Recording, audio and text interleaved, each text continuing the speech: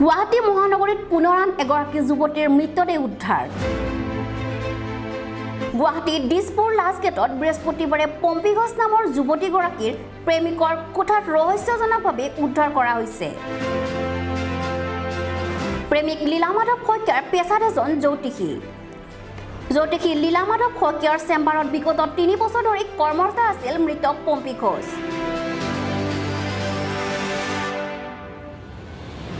জানিব পৰা মতে মৃত পম্পী আৰু জ্যোতিষী মাধৱ শইকীয়াৰ মাজত আছিল প্ৰেমৰ সম্পৰ্ক।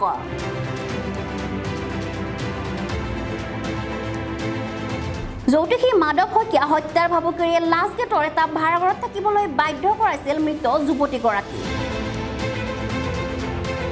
অথচ মৃত যুৱতীগৰাকীৰ ঘৰ গুৱাহাটীৰ বিষ্ণুপুৰত।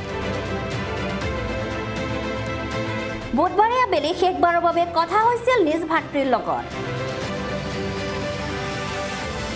বৰ্তমান প্ৰেমিক মাধৱ শইকীয়াক আটক কৰিছে আৰক্ষীয়ে।